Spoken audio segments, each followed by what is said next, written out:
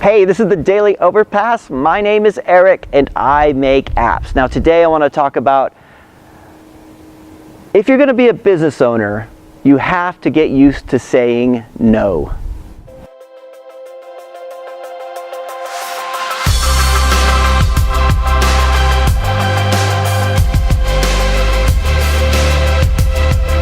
Okay, so let me start by saying I hope you guys can hear me okay. There's some construction equipment that just started a minute ago, and it always starts as soon as I start the video, so I hope you guys can hear me okay. So one of the things I had to get used to when working with clients and running my own company was I had to get used to the idea of saying no. Right? This is something I still struggle with now. I was just working on a piece of work that I should not have been working on because the client persuaded me to work on it because I really wanted to keep the client. I really didn't want to say no to them. It was very inconvenient to me. It wasn't being paid for it, but I just had to get it done. And like a lot of times I will succumb when I shouldn't. I beat myself up over it.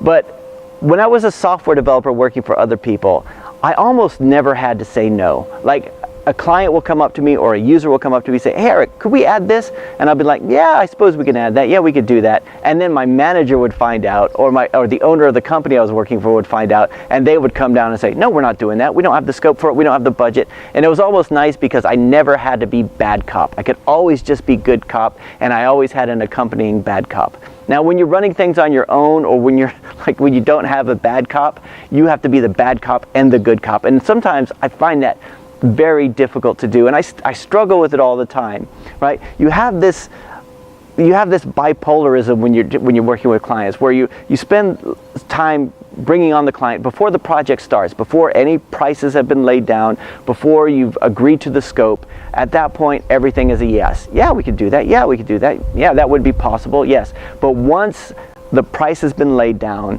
once, if you're working for fixed price stuff, once that's happened, you have to get used to saying no, or saying yes to only small things, or things that will not add a lot of time to the project. Or you have to say yes, but it's gonna cost this amount. And even if it's gonna add to the scope and you're gonna make a little bit more money from it, sometimes it's very disruptive to the developers. One of the companies I was working for, I was just a developer, so I was a developer and I didn't have to work out the scope or anything like that. Everything was given to me, but the owner of the company would always say yes to things, right? And it was infuriating to me as a developer because the scope was always changing. So you think that you're nearly finished with the project. I mean, I was being paid regardless, right? I didn't have to worry about losing money on this or anything because I'm going to work, I'm getting paid. It shouldn't have mattered, but it did, because there's still that inner part of you that wants to complete something.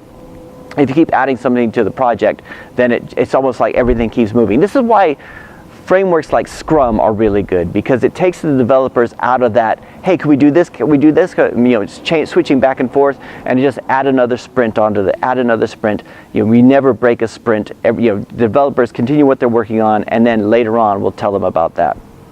Right, but I just wanted to bring this up because this is something that I really struggle with, just saying no to clients. Right? Everything is yes, you work so hard to acquire them, and then you get to the point where you have to say, yeah, that's going to be really difficult. No, we can't do that. That's going to be too disruptive to the developers, because you have to serve the clients and you have to serve the developers too and make sure everybody's happy, because if the